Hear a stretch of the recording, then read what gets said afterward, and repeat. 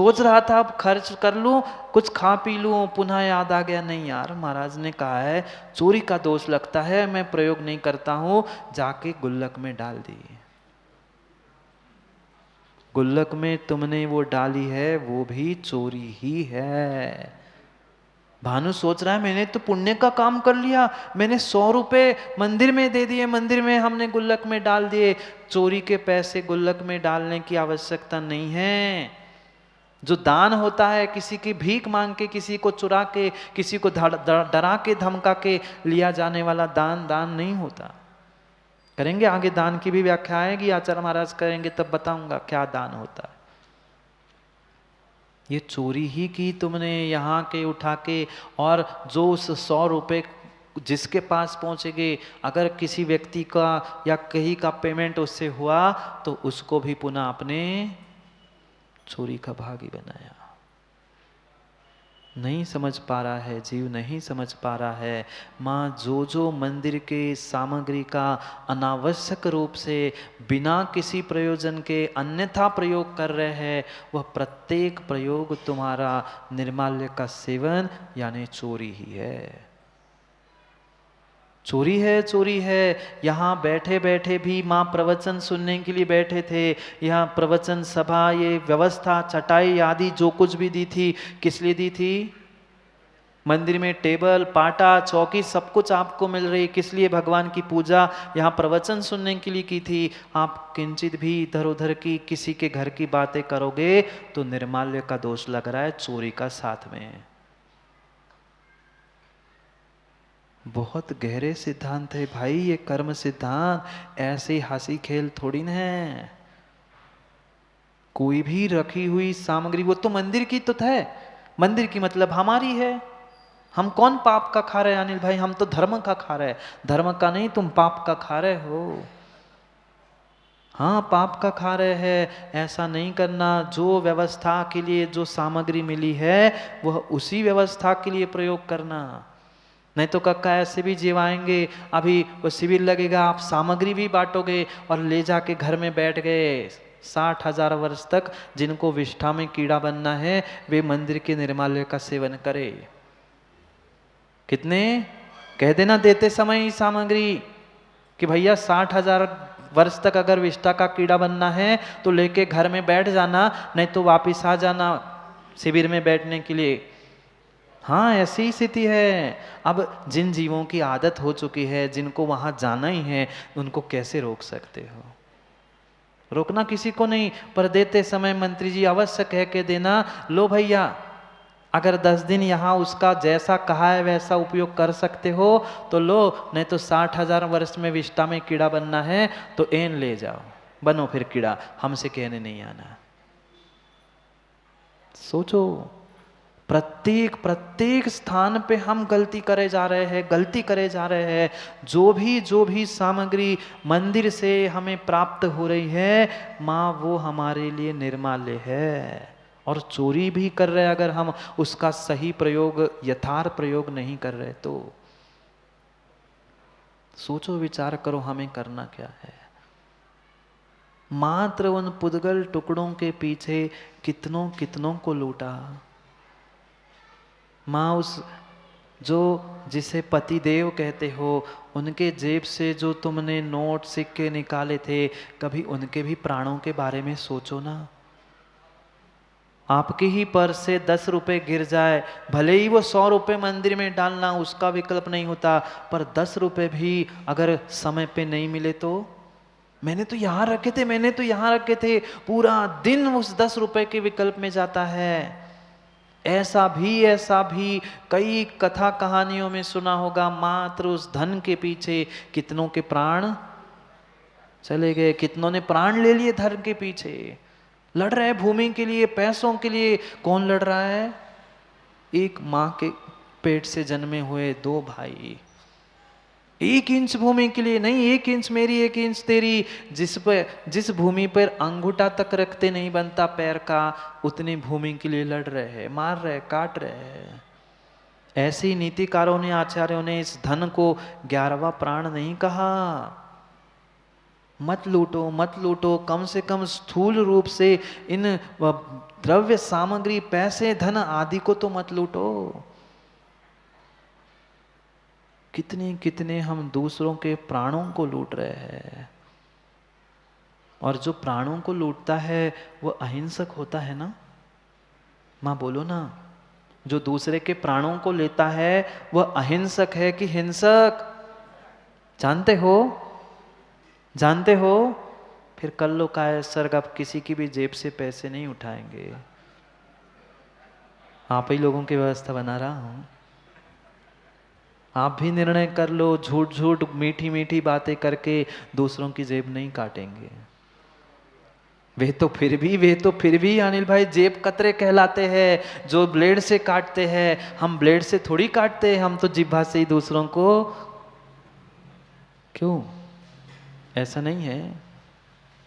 सोचो हमारी परिणति क्या है, हमारे परिणाम क्या है। हम कहने के लिए गृहस्थ बने हैं, श्रावक बने हैं, पर इन छोटे छोटे स्थूल पापों से दूर नहीं होंगे तो सद श्रावक होने वाले नहीं हैं। सद श्रावक होने की प्रक्रिया चल रही है। मात्र और मात्र श्रावक के लिए दो ही वस्तु उठाने की आज्ञा है, एक जल और दूसरी मिट्टी। नहीं तो कोई प्रश्न लेके आ जाएगा ना, महाराज जी अब तो कुआं मोराजी में ही है, इसलिए हम कुएं का पानी नहीं लेते, हम तो इधर का बरसात का इकट्ठा करते। भाई कुएं के पानी की व्यवस्था है अनिल भाई, कैसे व्यवस्थापक हो तुम? मंदिर का कुआं सार्वजनिक है, उस सार्वजनिक स्थान से श्रावक पानी ले सकता है। किसी ने बाल्टी भर के रखी, कैन भर के रख ली, वो उठाओगे तो चोरी है। पर ये सार्वजनिक स्थान से लिया गया पानी, आज्ञा है श्रावक के लिए पानी और मिट्टी। मिट्टी वो जिसमें बाड़ी लगी है, जिसकी सुरक्षा की गई, वो भी नहीं। जो कहीं भी रास्ते में खुले में पड़ी हुई मिट्टी और सार्वजनिक स्थानों में प्राप्त होने वाला पानी, इसका प्रयोग बिना पूछे भी श्रावक कर सकता है। महाव्रत भिन्न है। साधु, एक साधु का दूसरे साधु कमंडल भी लेता है, पानी भी लेता है, तो पहले आज्ञा लेता है, पूछता है। कहाँ उनकी परिणति और कहाँ हमारी परिणति? हम तो दिन दहाड़े जाके लूट के आ जाते हैं। पता नहीं ऐसे भी कितने सारे जीव है, मिलने के लिए चले गए, कोई अच्छी वस्तु लगी टेबल पे रखी हुई, रख ली जेब में। ऐसे ही ये चोरी है, चोरी है। भाई किसी ने तुम्हें भोजन करने के लिए आमंत्रित किया था, माँ भोजन ही करना, उसे जेब में भर के, पर्स में भर के घर नहीं ले जाना राजेश भाई। चोरी है। ऐसे भी जीव है, स्वयं तो खा लिया, अब घर वालों के लिए पन्नी में भर भर के कहीं थैले में टांग के घर जा रहे हैं। भाई खाने के लिए मिला था, खाओ, 2 टाइम का एक ही बार खा लो, 3 दिन का खा लो, पर घर जल जाने के लिए नहीं बनाई व्यवस्था। निर्माल्य ही खा रहे हो, अगर अधिक अनावश्यक खा रहे हो और चोरी कर रहे हो, अगर यहां से उठा के वहां ले जा रहे हैं तो सोचो, विचार करो, हम कैसी परिणति कर रहे हैं। हम दूसरे की व्यवस्था नहीं बिगाड़ रहे हैं, आप स्वयं की व्यवस्था बिगाड़ रहे हो। उसकी तो उसने व्यवस्था बनाई, वो बनाएगा, पर आप अपनी स्वयं की व्यवस्था क्यों बिगाड़ रहे हो? मत बिगाड़ो। मात्र सार्वजनिक स्थान पर मिलने वाला पानी, सार्वजनिक स्थान पर मिलने वाली मिट्टी, वो ही श्रावक बिना पूछे रखी हुई, भूली हुई भी पड़ी भी हो तो उठा सकता है। अन्य कोई भी रखी हुई, पड़ी, भूली वस्तु बिना दिए नहीं ले सकते। श्रावकों के लिए कह रहे हैं, महाव्रती की बात नहीं चल रही माँ। श्रावकों के लिए कह रहे हैं, बिना दी हुई वस्तु अगर तुमने ये सोच के उठा ली वो तो उनकी है, तो इनकी है, वो कुछ नहीं कहेंगे, वह चोरी है। अब विचार करो, अब सोचो, कितनी कितनी कितनी आज तक आपने चोरी की। किसी दूसरे को मत बताने जाना, दूसरे को बताओगे तो वो तुम्हारी बुराई करेगा, स्वयं की कमी नहीं देखेगा, पर वो भी वैसा ही था जैसे तुम थे। स्वयं विचार करो कि हमने आज तक कितना दूसरों से छल, कितना दूसरों के साथ चोरी और कपट का व्यवहार किया है। ऐसा कहते हैं। अगर पता नहीं हो अनिल भाई फिर से सुन लेना, गुरु से कपट और मित्र से चोरी। आगे आगे सबको पता है, गुरु से कपट मित्र से चोरी, या हो निर्धन या हो कोड़ी। रोने बिलखने मत पहुंच जाना, महाराज जी कुष्ठ हुआ, कोढ़ हुआ, निर्धन हुए हैं, तुमने कहीं ना कहीं गुरु के साथ छल कपट किया है, कहीं ना कहीं मित्रों के साथ चोरी का व्यवहार किया है, इसलिए तुम्हें ऐसा कर्म का बंध हुआ है कि तुम निर्धन नहीं तो कोढ़ी बने हो। मात्र गलित कुष्ठ ही कुष्ठ, कोढ़ नहीं है। कई प्रकार के कुष्ठ बताए हैं, ये बार बार खुजली होना भी कुष्ठ है। अगर गुरु के साथ कपट करोगे, अगर आबू गुरु के साथ कपट करोगे और मित्रों के साथ ही चोरी करोगे, कहाँ जाओगे? कम से कम इन बातों को याद ही कर लो, याद ही कर लो। मात्र लड़ाई चल रही, मात्र स्पर्धा चल रही, कक्का मेरा प्रभुत्व हो, मेरा प्रभुत्व हो, दिन दहाड़े एक दूसरे को लूट रहे, एक दूसरों को खींच रहे हैं, कल्याण होने वाला नहीं है। क्या क्या नरेंद्र भाई, ये पंचम काल की लीला है, कैसा विचित्र पंचम काल है। धन पैसे पुद्गल के टुकड़े लूटने वाले चोर तो फिर भी दिखाई देते हैं, आजकल तो पंचम काल में ऐसे ऐसे डाकू और चोर सरेआम घूम रहे हैं कि दूसरों के भक्त और शिष्यों को तक अनिल चुरा रहे हैं। चोरी नहीं है, चोरी नहीं है। अरे अपने बनाओ, अपनी दम रखो, क्यों कक्का दूसरे का अनिल के पास से चुरा रहे हो? तुम दूसरे के यहाँ से चुरा रहे हो, बुला रहे हो, मतलब तुम में कुछ कमी है अनिल भाई, इसलिए तुम्हें दूसरों से बुलाना पड़ रहा है, चुराना पड़ रहा है। अपनी योग्यता बनाओ ना। ये पंचम काल की लीला है। पहले सुमन जी ऐसा नहीं होता था, वह एक गुरु दूसरे गुरु के यहाँ भेजता था तो वो ठीक है भाई, उनसे पढ़ के आ जाना, और वो भी शिष्य अच्छा था कि पुनः पढ़ के आता था, वो भी गुरु अच्छे थे कि पढ़ने के बाद वापस भेजते थे। आज की लीला ये कक्का अपरंपार है, पंचम काल है, किससे क्या कहे। सोचो विचार करो, किस किस की चोरी कर रहे हैं, कितने कितने बड़े बड़े डाके और कितने बड़े बड़े हम पाप कर रहे हैं। मात्र चर्चा करने से काम नहीं होगा, मात्र गला फाड़ के चिल्लाने से काम नहीं बनेगा कि हम झूठ नहीं बोलते, हम झूठ नहीं बोलते। तुम बोल भले ही झूठ नहीं रहे हो, पर जी तो झूठे में रहे हो। जहां दिखावा है वहां झूठ है, चोरी है। चोरी तो है, दिखावा कर रहे मैं बहुत बड़ा हूं, तो अपने आप से तो चोरी कर रहे हो, अपने आप से ही झूठ बोल रहे हो। दूसरों को दिखा सकते हो पर दूसरों को मां ठग नहीं सकते, ठग नहीं सकते। एक एक आचार्य भगवंत के सूत्रों को समझना होगा। हम तो साक्षात दूसरों के धन संपत्ति पैसा क्या क्या नहीं उठाते।